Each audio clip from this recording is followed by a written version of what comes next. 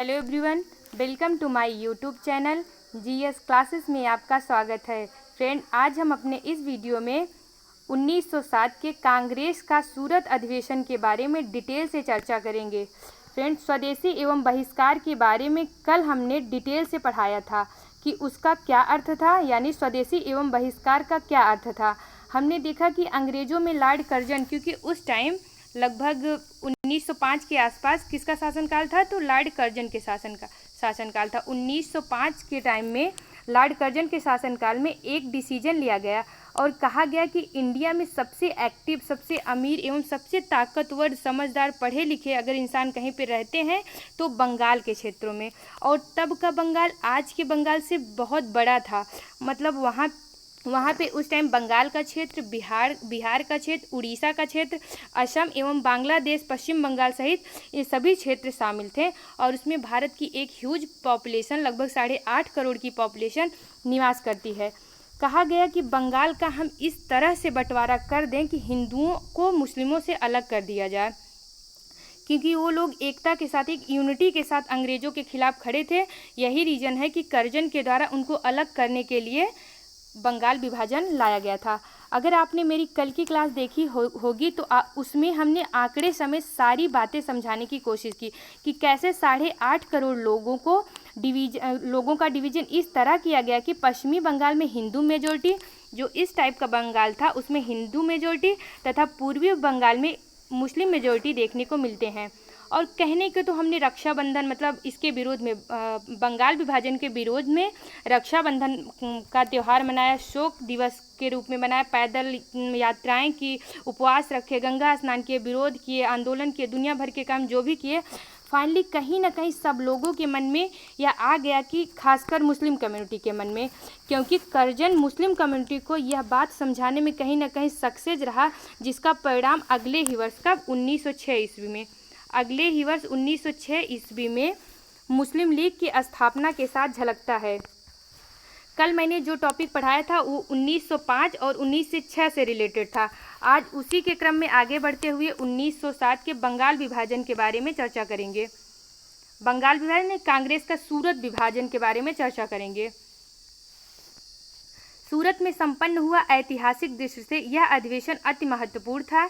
इसमें गरम दल और नरम दल, ये दोनों अलग अलग विचारधाराएं थीं। इसमें गरम दल एवं नरम दल के आपसी मतभेदों के कारण इस अधिवेशन में कांग्रेस 2 भागों में विभाजित हो गई।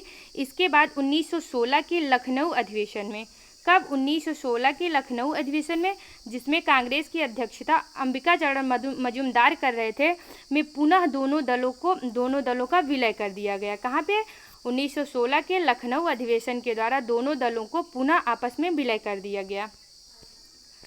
सूरत अधिवेशन 26 दिसंबर 1907 ईस्वी, सूरत अधिवेशन 26 दिसंबर 1907 ईस्वी किस नदी के तट पर?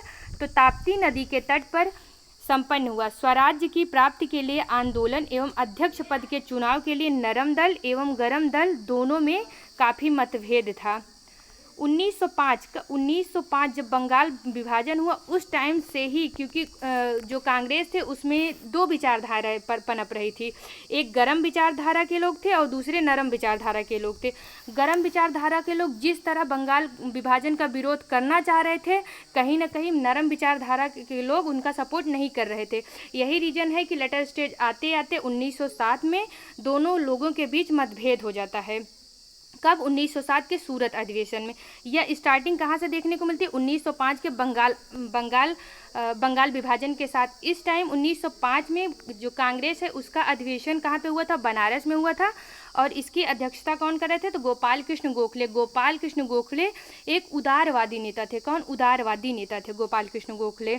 और इसके बाद 1906, फिर 1906-7 सारे में जो गरम दल के लोग हैं वो चाह रहे थे कि जो अध्यक्ष का पद है वो गरम दल संभालें, जिससे जो भी हम लोग चाह रहे हैं वो सारे काम हो सके। तो 1906 से 1905 में कांग्रेस का बनारस में अधिवेशन होता है।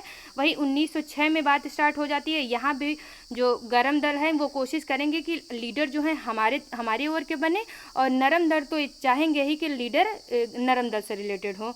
तो 1906 में गरम दल एवं नरम दल के जो अध्यक्ष पद का दिख रहा था डिस्प्यूट, वो कैसे पता चलता है कि फर्स्टली क्या करते हैं, गरम दल के द्वारा बाल गंगाधर तिलक अथवा लाला लाजपत राय को आगे किया जाता है कि इसको बाल गंगाधर तिलक अथवा लाला लाजपत राय को अलग मतलब फेस किया जाता है कि हमारे तरफ से लीडर बनेंगे तो इन्हीं दोनों में से एक बनेंगे। और दूसरी तरफ पहले स्टार्टिंग में नरम दल वाले किसको लाए थे, रास बिहारी घोष को। किसको, ये 1906 की बात हो रही, 1907 की बात नहीं हो रही है। तो दूसरी टाइम नरम दल के जो नेता थे वो क्या किए, वो रास बिहारी घोष को लाए। लेकिन जब उन्होंने देखा कि गरम दल वाले बाल गंगाधर तिलक और लाला लाजपत का जो है को इसमें सामने ला रहे हैं, तो उनके मन में कहीं ना कहीं ये डर बैठ गया था कि हो सकता है कि गरम दल की ही बातें मानी जाए, हो सकता है अध्यक्ष गरम दल का ही चुना जाए। यही रीजन है कि नरम दल वाले क्या करते हैं, जो रास बिहारी घोष का नाम रहता है, रास बिहारी घोष का नाम पीछे कर लेते हैं। उस टाइम दादा भाई नौरोजी, जिन्होंने कांग्रेस के स्थापना में भी इनका एक अहम भूमिका रहती है, किसकी, दादा भाई नौरोजी को। दादा भाई नौरोजी की एक बहुत बड़ी अचीवमेंट रहती है कि वो मेंबर ऑफ वहाँ पे लोकसभा, ब्रिटेन के लोकसभा में पहले मेंबर ऑफ पार्लियामेंट के रूप में चुने जाते हैं। इन्हें ओल्ड मैन ऑफ इंडिया के नाम से जाना जाता है। इनकी एक प्रसिद्ध बुक है the poverty and British rule in India. और ये पहले व्यक्ति हैं जो उस टाइम, जो आज के टाइम पे तो हम लोग नेशनल इनकम की बात कर ही नहीं रहे हैं, उस टाइम दादा भाई नौरोजी नेशनल इनकम की बात करते हैं। तो उस टाइम ना सिर्फ गरम दल वाले बल्कि गरम दल एवं नरम दल दोनों दलों के द्वारा या फिर दोनों विचारधाराओं के द्वारा दादा भाई नौरोजी की बड़ी ही इज्जत थी। अगर वो जो चाहते थे, जो कहते थे, ज़्यादातर लोग वही मानते थे। उसमें गरम दल के लोग भी उनका अपोज कम ही देखने को मिलते हैं। तो उस टाइम क्या करते हैं, नरम दल वाले बड़ी ही चालाकी से किसका नाम आगे करते हैं, दादा भाई नौरोजी। दादा भाई नौरोजी उस टाइम लगभग 80-81 साल के थे, लेकिन उदारवादियों के कहने से ये अध्यक्ष पद संभाल लेते हैं। उस टाइम कांग्रेस का अधिवेशन कहाँ पे हुआ था, 1906 में कांग्रेस का अधिवेशन कलकत्ता में हुआ था और इसकी अध्यक्षता दादा भाई नौरोजी के द्वारा की गई थी। तो इस तरह तो 1906 का जो डिस्प्यूट था अध्यक्ष पद को लेके वो समाप्त होता है। कैसे कि नरम दल वाले बड़ी ही चालाकी से दादा भाई नौरोजी का नाम आगे करते हैं और गरम दल वाले बिना कुछ कहे अपना नाम वापस ले लेते हैं। ये कहते हैं ठीक है, अगर दादा भाई चाह रहे हैं तो वही अध्यक्ष बने, हम इसमें कुछ नहीं करेंगे। चलिए 1906 बीत गया, 1907 ईस्वी। अब इन 1907 ईस्वी में जहाँ पे मेन विभाजन होता है उसकी बात क्या है कि 1907 ईस्वी में स्टार्टिंग में तो हुआ था कि नागपुर में अधिवेशन होगा। कहाँ पे, नागपुर में। लेकिन कहा जाता है कि उस टाइम गोपाल कृष्ण गोखले बड़ी ही चालाकी से जो अधिवेशन है उसको नागपुर से स्थानांतरित करा के सूरत लाते हैं। कहाँ पे, सूरत। और बोलते हैं कि 1907 का जो अधिवेशन है नागपुर में ना होकर सूरत में होगा। ऐसा करने के पीछे उनकी क्या पर्पज़ थी कि ऐसा वो क्यों किए, जो नागपुर से सूरत स्थापित किए। तो नागपुर में क्या था कि वो तिलक का गढ़ था। महाराष्ट्र, पूरा बम्बई क्षेत्र तिलक का गढ़ था। उस टाइम का बम्बई आज के बम्बई से बिल्कुल अलग है। उस टाइम के बम्बई के क्षेत्र में आज का गोवा, बम्बई और गुजरात का क्षेत्र ये सारे आते थे। तो वो क्या करते हैं, नागपुर से हटा के सूरत। एक चालाकी तो ये करते हैं कि जो तिलक का गढ़ है वहाँ से हटा के सूरत करते हैं। दूसरे में एक नया रूल ला के खड़ा कर देते हैं कि अगर जो कांग्रेस का अधिवेशन जिस गृह राज्य में होता है तो वहाँ का जो गृह व्यक्ति, उस राज्य से रिलेटेड जो व्यक्ति है वो अध्यक्ष पद के चुनाव पे नहीं खड़ा हो सकता। मतलब उस टाइम तो सूरत भी तिलक के मतलब क्षेत्र में आता था, क्योंकि उस टाइम सूरत बम्बई का क्षेत्र हुआ करता था और बम्बई किसका, बाल गंगाधर तिलक का क्षेत्र था। तो यही रीजन है कि तिलक का नाम पीछे चला जाता है। क्यों? क्योंकि एक नया रूल गोपाल कृष्ण गोखले के द्वारा लागू कर दिया जाता है तत्काल में कि जो गृह क्षेत्र से रिलेटेड व्यक्ति है वो अध्यक्ष पद के लिए नहीं खड़ा हो सकता। तो बाल गंगाधर तिलक कहते हैं चलिए कोई बात नहीं, मैं नहीं खड़ा हो सकता, मेरे बाद लाला, जैसे मैं वैसे लाला लाजपत राय खड़े होंगे। तो चलिए इस टाइम तो ये तो चले जाते हैं, पीछे चले जाते हैं बाल गंगाधर। एक साइड कौन आते हैं, लाला लाजपत राय, ये गरम दल से, और नरम दल से कौन आते हैं, रास बिहारी घोष, डॉक्टर रास बिहारी घोष आते हैं। लेकिन यहाँ पे भी देखिए लाला लाजपत राय स्वेच्छा से मान लेते हैं कि चलिए कोई बात नहीं, अगर आप लोग चाह रहे हैं कि रास बिहारी घोष ही अध्यक्ष बने तो रास बिहारी घोष ही बने, कोई बात नहीं है। तो फाइनली अध्यक्ष कौन बनता है, रास बिहारी घोष बना दिए जाते हैं। लेकिन इसके बाद जब अध्यक्ष तो बन जाते हैं, लेकिन एज ए मेंबर, कांग्रेस के एज ए मेंबर तो सारे रहते हैं ना, जो भी लाल बाल पाल और अरविंदो घोष, इस जो भी क्रांतिकारी टाइप के नेता थे वो सारे कांग्रेस के मेंबर ही हैं, तो अपनी बातें तो रख ही सकते हैं, अभी भी अपनी बातें रख सकते हैं। तो उनकी 4 बातें, ये 4 बातें बहुत इंपॉर्टेंट है और हमेशा पूछी गई हैं एग्जाम में भी।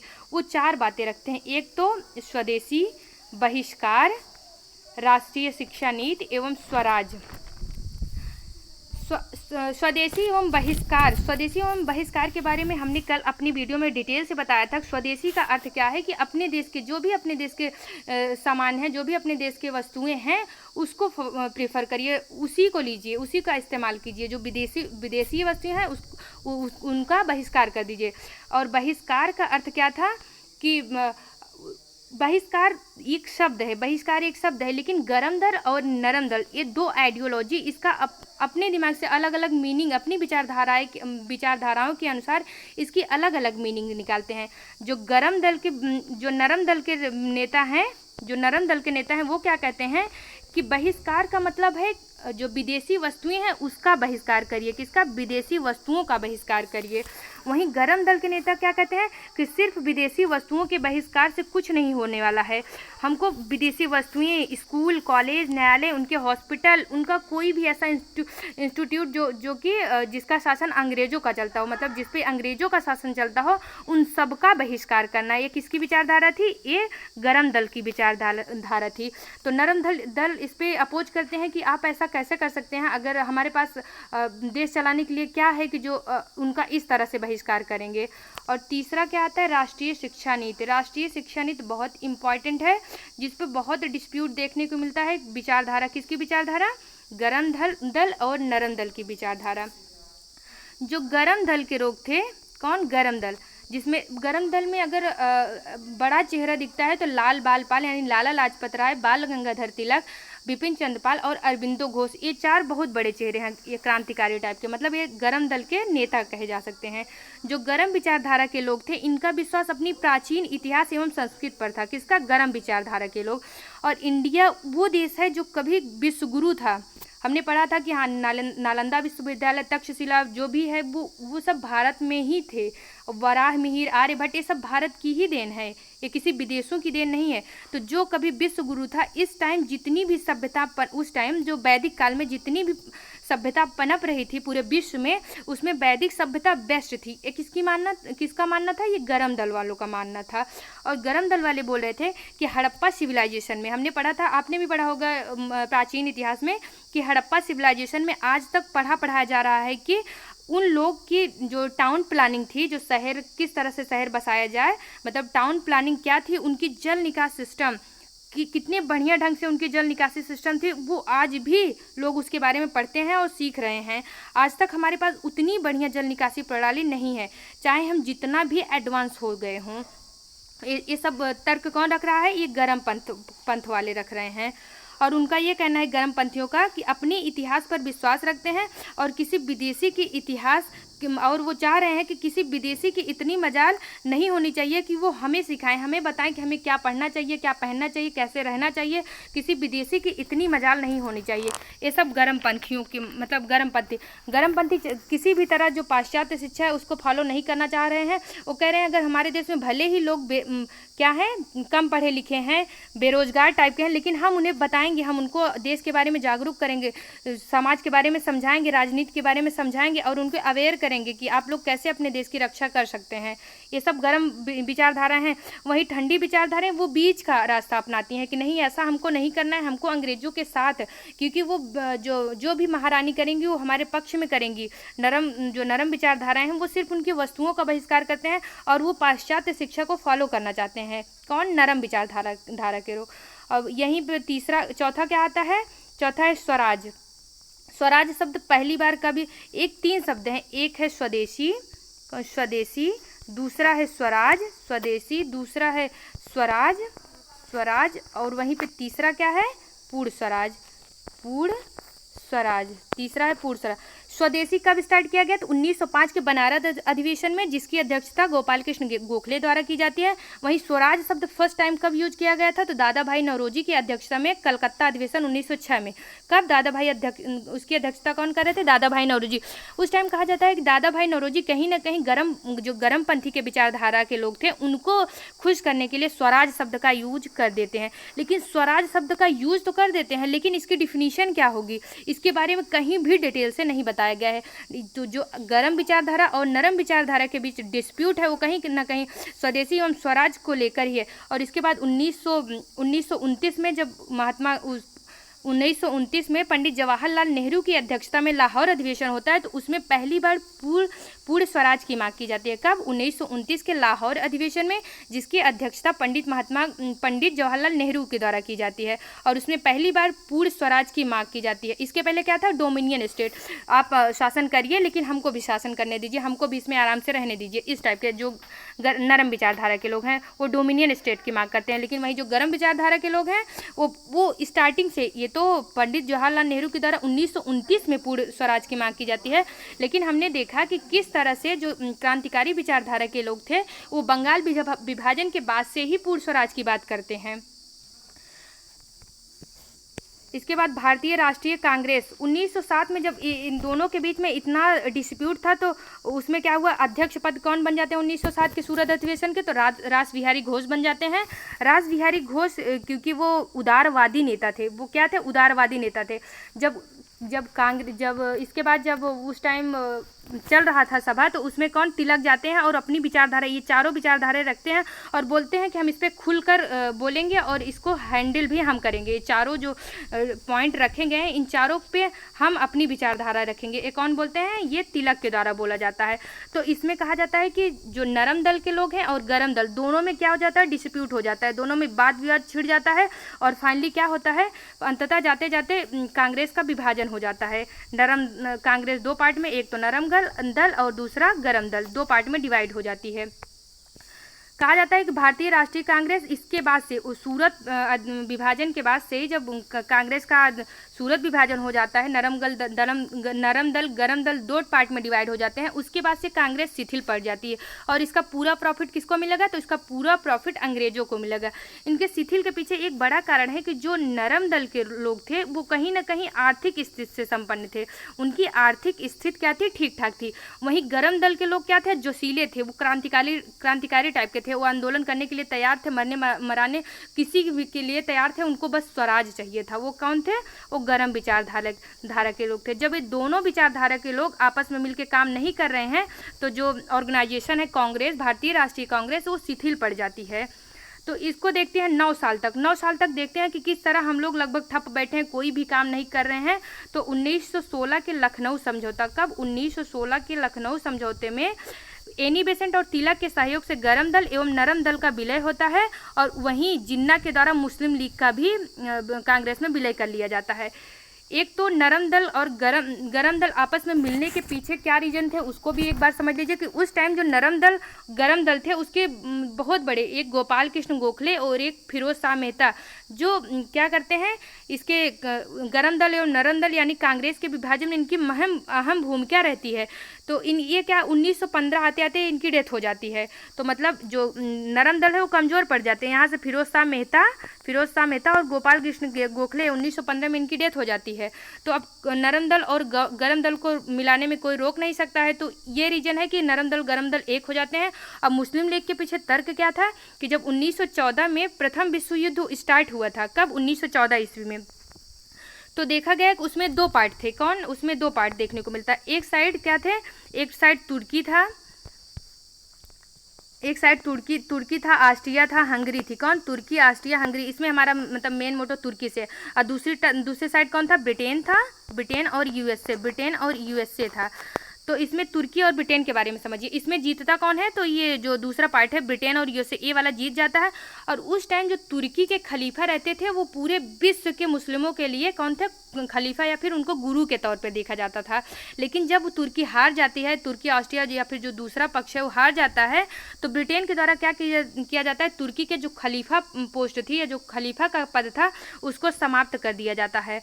तो जब वहाँ पे तुर्की में समाप्त किया जाता है तो यहाँ पर जिन्ना और जो भी मुस्लिम कम्युनिटी से रिलेटेड थे उन सबको ये फील होता है कि आखिर ये जो अंग्रेज हैं वो तुर्की में अगर मुस्लिम कम्युनिटी के साथ ऐसा कर सकते हैं तो ऐसा तो नहीं है कि वो इंडिया में ऐसा नहीं कर सकते हैं। तो उनको कहीं ना कहीं अंदर से एक डर बैठ जाता है कि जिस तरह से अंग्रेजों के द्वारा तुर्की में मुस्लिम कम्युनिटी के साथ किया जा रहा है, अगर उस तरह से यहाँ पे भी वही सिचुएशन की गई तो हमारा क्या हाल होगा। उसी डर के नाते क्या होता है, लखनऊ समझौता होता है जिसमें नरम दल, गरम दल एवं मुस्लिम लीग सब एक साथ दिखते हैं। कांग्रेस के द्वारा मुस्लिमों के लिए पृथक निर्वाचन प्रणाली को स्वीकार कर लिया गया। कब, 1909 के माल्य मिंटो सुधार के द्वारा कांग्रेस को पृथक निर्वाचन प्रणाली दी गई थी। किसके द्वारा, अंग्रेजों के द्वारा। वहीं कांग्रेस को कब स्वीकार करते हैं, तो लखनऊ समझौते के तहत कांग्रेस इसको स्वीकार करते हैं। एनी बेसेंट जब सूरत अधिवेशन हुआ था तो सूरत अधिवेशन को कांग्रेस के लिए सबसे बुरी बात बताते हैं कि कांग्रेस के लिए सबसे बुरी बात अगर कोई है तो वो सूरत अधिवेशन। इसको कौन कहते हैं, तो इसको एनी बेसेंट के द्वारा कहा जाता है। नरमपंथी के जो मेन लीडर थे उनकी बात करें तो कौन कौन थे, ये एग्जाम में पूछा जाता है। नरमपंथी के लीडर कौन कौन से थे, तो गोपाल कृष्ण गोखले, दादा भाई नौरोजी, रास बिहारी घोष और फिरोज शाह मेहता, ये सब नरमपंथी से या फिर नरम विचारधारा से रिलेटेड थे। वहीं गरमपंथी कौन थे, लाल बाल पाल एवं अरविंदो घोष। कौन, लाल बाल पाल एवं अरविंदो घोष। जो भी नरम विचारधारा एवं गरम विचारधारा में जो भी डिस्प्यूट थे उसको यहाँ पे एक बार वन लाइनर में देखने की कोशिश करेंगे। फर्स्टली नरम विचारधारा के लोग क्या कहते हैं, पाश्चात्य विचारों से प्रभावित थे। वो कहते थे कि जिस टाइप अंग्रेज हमारे ऊपर शासन करेंगे, जैसा अंग्रेज करेंगे वो अच्छा ही करेंगे, वो हमारा बुरा नहीं चाहते हैं। ये कौन कहता है, ये नरम विचारधारा के लोग। वहीं गरम विचारधारा के लोग कहते हैं नहीं, हम उनकी शिक्षा, उनके पाश्चात्य संस्कृति को क्यों एब्जॉर्ब करें, हम अपने भारतीय इतिहास और भारतीय संस्कृति पर विश्वास करेंगे। ये कौन कहते हैं, गरम विचारधारा के लोग। वहीं नरम वाले क्या कहते हैं, महारानी के प्रति निष्ठा भाव, मतलब महारानी सर्वे सर्वा, महारानी जो करेंगी वो अच्छा करेंगी, हमारे लिए बुरा नहीं करेंगी, एक नरम विचारधारा के लोग। लेकिन गरम वाले क्या कहते हैं, नहीं, ब्रिटिश राज हम पर थोपा गया है, जबरदस्ती थोपा गया है, हम नहीं चाहते, ये हमारा देश है और यहाँ पे हमारा शासन चलेगा, किसी विदेशी का शासन नहीं चलेगा। इसके बाद गरम वाले क्या कहते हैं, इसके बाद नरम विचारधारा के लोग ब्रिटिश न्याय प्रियता में विश्वास रखते हैं। किसमें, जो ब्रिटिश लोग कर रहे हैं, जो भी महारानी कर रही हैं हमारे लिए, वो ठीक कर रही हैं। वो आज भले ही हमारे लिए उतना प्रॉफिट नहीं हो रहा है, लेकिन लेटर स्टेज आते आते कहीं ना कहीं ये भारत को प्रॉफिट करेगा। ये कौन सोच रहे हैं, नरम विचारधारा के लोग। वहीं गर्म विचारधारा के लोग क्या थे कि न्याय प्रियता में कोई विश्वास नहीं थे। कैसा न्याय, हमारा देश है, हमारे देश में आके राज कर रहे हैं, हमारे देश को लूट रहे हैं, कैसा न्याय कर रहे हैं। भेदभाव भड़काने वाले हैं, मतलब किस तरह से बंगाल में विभाजन कर दिया, किस तरह सांप्रदायिकता को इन्होंने बढ़ावा दिया, फूट डालो और राज करो की नीति को किस तरह फॉलो कर रही हैं। तो इनके प्रति हमारा कैसा विश्वास रहेगा, मतलब इनके न्याय प्रियता में कोई विश्वास नहीं रखते थे गरम दल वाले। वहीं नरम दल वाले खुद को ब्रिटिश प्रजा मानते थे, लेकिन गरम दल वाले खुद को स्वराज, क्यों, वो उनका सिर्फ एक ही मोटो था, हमको बस स्वराज चाहिए, हम कोई ब्रिटिश प्रजा नहीं, हम इंडियन हैं और यहाँ पे किसी भी ब्रिटिश का राज नहीं चलेगा और हमको सिर्फ और सिर्फ स्वराज चाहिए, स्वराज से कम कुछ नहीं चाहिए। वहीं नरम विचारधारा कैसे समझा रहे हैं गरम को कि अभी भारतीय परिपक्व नहीं है, अभी उनमें इतनी जागरूकता नहीं आई है, सरकार विरोधी आंदोलन नहीं कर सकते क्योंकि हमारे पास इतनी सामर्थ्य नहीं है, हम आर्थिक, सामाजिक, राजनीतिक दृष्टि से इतने मजबूत नहीं है कि हम अंग्रेजों के विपरीत क्या करें, आंदोलन करें। वहीं गरम वाले क्या कहते हैं कि हमारे पास इतनी बड़ी जन सामर्थ्य है, इतनी बड़ी जनशक्ति है, हमारे बीच त्याग पर हमारे देश के जो युवा हैं उनके त्याग एवं ऊपर हमको पूरा भरोसा है ये कौन कहते हैं? गर्म विचारधारा के लोग। नरम विचारधारा के लोग अहिंसा की बात करते हैं कि नहीं, हमें मार काट नहीं करना है, हमको शांति से संवैधानिक सुधार, मतलब हम चिट्ठी लिखेंगे, लेटर लिखेंगे और अपने कुछ जो थोड़े से पढ़े लिखे टाइप के लोग हैं उनको अंग्रेजों के शरण में भेजेंगे, उनको चाय पानी करवाएंगे और इसके बाद जो बातें रखेंगे, अगर महारानी मानती हैं तब भी ठीक है, नहीं मानती हैं तब भी ठीक है। ये नरम विचारधारा के लोग थे। विधान परिषद में बोलेंगे कि हमारी भागीदारी थोड़ा बढ़वा दीजिए, हमको थोड़ी सरकारी नौकरी दे दीजिए और उस नौकरी में थोड़ी पदोन्नत बढ़ा दीजिए। ये सब नरम दल वाले कह रहे हैं। गरम दल वाले कहते हैं क्यों आप भीख मांग रहे हैं, क्यों आप राजनीतिक भीख मांग रहे हैं, ये सब हमारा है, हम संवैधानिक सुधार क्यों करेंगे, जो भी सुधार है हम पूरी तरह से अपने से करेंगे। और विधान परिषद हमारा है, उसमें हमारी भागीदारी नहीं, हमारी पूर्ण भागीदारी होनी चाहिए और सरकारी नौकरी हमारे द्वारा होना चाहिए, पदोन्नत सब हम करेंगे, हम क्यों उनसे भीख मांगे। ये सब गर्म विचारधारा के लोग का मानना है। फ्रेंड, हमने अपने इस पूरे वीडियो में यह समझाने की कोशिश की कि उस टाइम 1907 के सूरत अधिवेशन में क्या क्या सिचुएशन रही जिसके कारण सूरत अधिवेशन में कांग्रेस का 2 पार्ट में डिवाइडेशन देखने को मिलता है। फर्स्ट नरम दल और गरम दल, ये दोनों अलग अलग आइडियोलॉजी हैं, वो किस तरह काम करती हैं। फ्रेंड, इसमें किसी भी आइडियोलॉजी को कम या ज़्यादा नहीं आंका जा सकता क्योंकि दोनों की आइडियोलॉजी को मिलाकर ही भारत को आज़ादी मिली है। तो इसमें कोई कम या कोई ज़्यादा नहीं कहा जा सकता। इसमें जो भी इंपॉर्टेंट फैक्ट बन सकते हैं हमने उन सभी को कवर करने की कोशिश की है। तो चलिए अब इससे रिलेटेड जो भी इंपॉर्टेंट क्वेश्चन बन रहे हैं उन सबको कवर करते हैं। हमारा फर्स्ट क्वेश्चन है, भारत में उग्र राष्ट्रीयता के जन्मदाता तथा निर्भयता से राष्ट्र की वेदना को प्रकट करने वाले प्रथम भारतीय थे। तो प्रथम भारतीय कौन थे? तो इसका right answer option number C, Bal Gangadhar तिलक। कौन? बाल गंगाधर तिलक। हमारा अगला क्वेश्चन है, मार्ले मिंटो सुधार को किस वर्ष प्रस्तुत किया गया? मार्ले मिंटो सुधार को, इसका राइट आंसर ऑप्शन नंबर ए, 1909 में। कब? 1909 में। मार्ले मिंटो सुधार 1909 में आया था। इसी के द्वारा मुस्लिमों को पृथक निर्वाचन प्रणाली की मांग स्वीकार की गई थी। हमारा अगला क्वेश्चन है, सांप्रदायिक निर्वाचन क्षेत्रों की पद्धति की शुरुआत भारत में किसके द्वारा हुई? सांप्रदायिक निर्वाचन क्षेत्रों की पद्धति की शुरुआत भारत में किसके द्वारा हुई? तो इसका राइट आंसर है ऑप्शन नंबर बी, 1909 के मार्ले मिंटो रिफॉर्म के द्वारा। किसके? 1909 के मार्ले मिंटो रिफॉर्म के द्वारा। हमारा अगला क्वेश्चन है, निम्नलिखित में से कौन पहले एक क्रांतिकारी थे जो बाद में एक योगी और दार्शनिक बन गए? तो इसका राइट आंसर है answer number C, Aurobindo Ghosh. कौन? अरविंद घोष थे। फ्रेंड, उस टाइम जब जो लाल बाल पाल थे और अरविंद घोष इस क्रांतिकारी टाइप के जो नेता थे, तो 1907 में जब कांग्रेस का विभाजन हो जाता है तो उसमें से राजनीति में से बिपिन चंद्र पाल और अरविंद घोष ये क्या करते हैं, सक्रिय राजनीति से संन्यास ले लेते हैं क्योंकि इनका मन उचड़ जाता है राजनीति से। उनको लगता है कि जो हम चाह रहे हैं वो नहीं कर पा रहे हैं, तो ऐसी राजनीति करने से फायदा ही क्या है। तो क्या करते हैं, राजनीति से संन्यास लेते हैं और एक दार्शनिक के रूप में उभर कर सामने आते हैं। बिपिन चंद्र पाल और अरविंद घोष दोनों संन्यास लेते हैं और अरविंद घोष एज ए दार्शनिक के रूप में बाद में दिखते हैं। हमारा अगला क्वेश्चन है, बाल गंगाधर तिलक द्वारा शुरू की गई साप्ताहिक पत्रिका कौन सी थी? तो इसका राइट आंसर है answer number B, Kesari. Kesari एक सब बाल गंगाधर तिलक के द्वारा 2 पत्रिका का प्रकाशन किया जाता है, एक केसरी और दूसरा मराठा। मराठा जो है वो अंग्रेजी भाषा में लिखा जाता था, वहीं केसरी मराठी भाषा में लिखा जाता था। कि जो भी वो सांप्रदायिक टाइप में बातें जो भी लिखते थे या फिर जो भी अंग्रेजों के अपोज में बातें कहनी होती थी वो सारी बातें किस में लिखते थे? केसरी में लिखते थे। हमारा अगला क्वेश्चन है, भारतीय राष्ट्रीय कांग्रेस का प्रथम विभाजन कब हुआ था? तो भारतीय राष्ट्रीय कांग्रेस का प्रथम विभाजन कब हुआ था? 1907 के सूरत अधिवेशन में। कब? 1907 के सूरत अधिवेशन में। इसकी अध्यक्षता कौन किए थे? तो रास बिहारी घोष द्वारा किया गया था। हमारा अगला क्वेश्चन है, बंगाल विभाजन के विरुद्ध विद्रोह का नेतृत्व किसने किया? तो 1905 में लॉर्ड कर्जन के शासनकाल में बंगाल विभाजन हुआ था और उसका जो है विद्रोह का नेतृत्व किसने किया था? तो इसका राइट आंसर है answer number A, Surendranath Banerjee. कौन? सुरेंद्रनाथ बनर्जी के द्वारा। हमारा अगला क्वेश्चन है, कांग्रेस लीग समझौता यानी लखनऊ समझौता 1916 का दूरगामी परिणाम क्या था? तो इसका राइट आंसर है आंसर नंबर ए, भारत का विभाजन। इसका राइट आंसर है आंसर नंबर ए, भारत का विभाजन तथा पाकिस्तान का निर्माण। भारत का विभाजन तथा पाकिस्तान का निर्माण। लेटर स्टेज में आते आते जो कांग्रेस के द्वारा मुस्लिम लीग के लिए पृथक निर्वाचन प्रणाली को स्वीकार कर लिया जाता है, तो लेटर स्टेज में आते आते यही भारत के विभाजन तथा पाकिस्तान के निर्माण का कारण बनता है या फिर दूरगामी परिणाम होता है। हमारा अगला क्वेश्चन है, 1907 के कांग्रेस के सूरत अधिवेशन की अध्यक्षता किसने की? तो इसका राइट आंसर है आंसर नंबर ए, डॉक्टर रास बिहारी बोस के द्वारा। किसके द्वारा? डॉक्टर रास बिहारी बोस, इसको सही कर ले, डॉक्टर रास बिहारी घोष के द्वारा। हमारा अगला क्वेश्चन है, निम्नलिखित में से कौन सा नेता कांग्रेस के गरम दल से संबंधित था? तो गरम दल से कौन संबंधित है? लाल बाल पाल एवं अरविंद घोष। तो इसमें कौन दिख रहे हैं? अरविंद घोष। तो right answer option number A Arvind Ghosh है। फ्रेंड, अगर आपको हमारा वीडियो अच्छा लगा हो तो प्लीज़ हमारे वीडियो को लाइक करें, सब्सक्राइब करें एंड शेयर करें। और अगर आप हमारे वीडियो में नए हैं तो प्लीज़ हमारे चैनल को सब्सक्राइब करें। Thank you for watching my video. जय हिंद।